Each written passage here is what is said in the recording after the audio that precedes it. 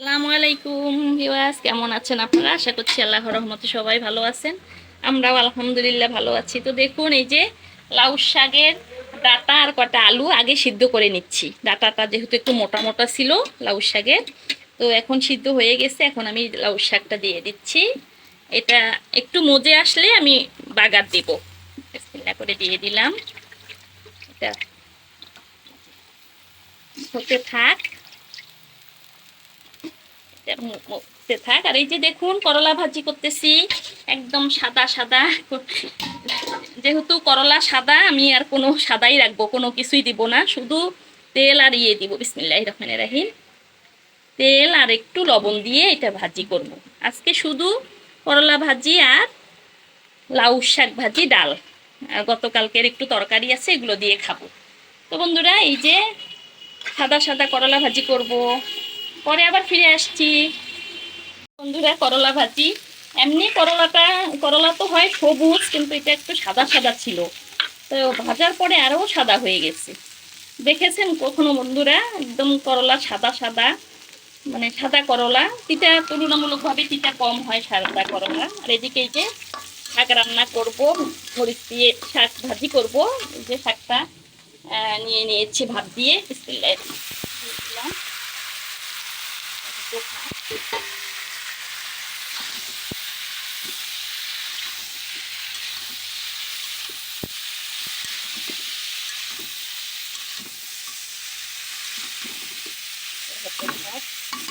দেখুন, করলা ভাজির মধ্যে আমি আজকে কি দিব বন্ধুরা জানেন? এই যে ধনিয়া পাতা।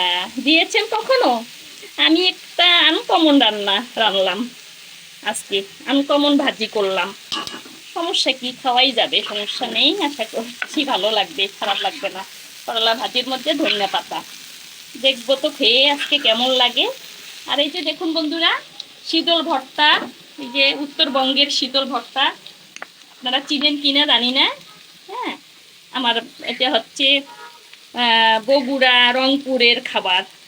কালো কচু দিয়ে বানানো, এটা শুটকির গুঁড়ার সাথে কালো কচু মিশানো। এই যে দেখুন, জানাবেন তো বন্ধুরা কে কে এটা খেয়েছেন উত্তরবঙ্গের। এই যে ভর্তা করে ফেলেছি কাঁচা মরিচ রসুন বেশি করে দিয়ে।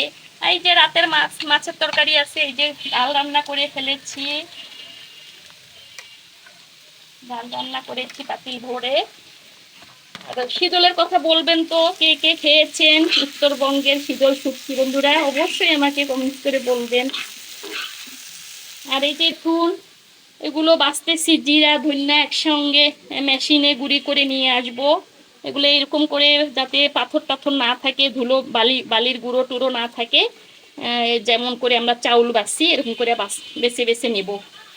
আর এই যে ভাজিটা হতে থাক, দেখি কেমন লাগে। এই জীবনের প্রথম আমি করলা ভাজিতে ধনিয়া পাতা দিয়েছি। ভাবলাম যে দেখি তো, আমি কোনোদিন তো কারো দেখি নাই, আমিও দেই নেই, আজকে দিয়ে দেখি কেমন লাগে। তো আশা করছি ভালোই লাগবে, আল্লাহর রহমতে খারাপ লাগবে না।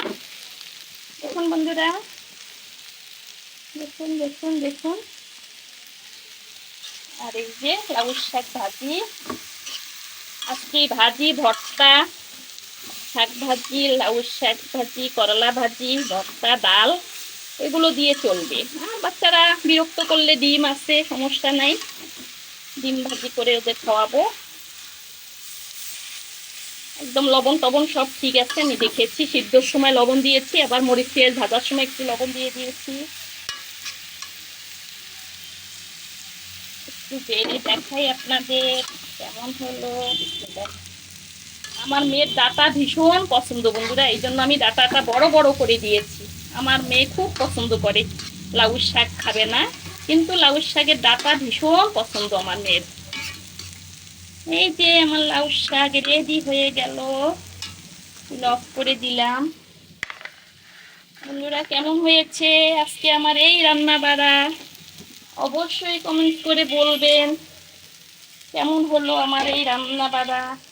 ভাত নিয়ে নিচ্ছি এখন। গরম গরম ভাত নিয়ে নিলাম।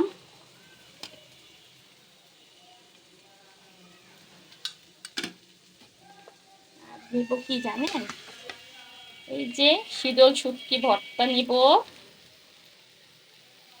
ঠিক আছে বন্ধুরা। যে করলা ভাজি নিব, সাদা করলা ভাজি।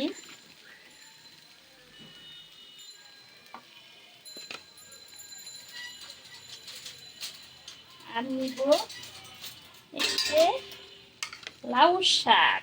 এটা হচ্ছে আমার আজকের খাওয়া। আমার মেয়ে আর আমি খাবো। তো বন্ধুরা, এই যে দেখুন, লাউ শাক ভাজি, করলা ভাজি, শীতল ভর্তা, গরম গরম ভাত, আজকে খাওয়া দাওয়া আমাদের। ভালো থাকবেন সবাই, আমার পাশে থাকবেন, সাথে থাকবেন। অবশ্যই কমেন্টস করে জানাবেন আমার এই রান্না বাড়া কেমন লেগেছে আপনাদের। তো বন্ধুরা, আজ এ পর্যন্তই বিদায় নিচ্ছি। সবাই ভালো থাকবেন, আল্লাহ সবাইকে ভালো রাখুক, সেই দোয়াই করছি। আজ এই পর্যন্ত বিদায় নিচ্ছি। আল্লাহ হাফেজ, আসসালামু আলাইকুম।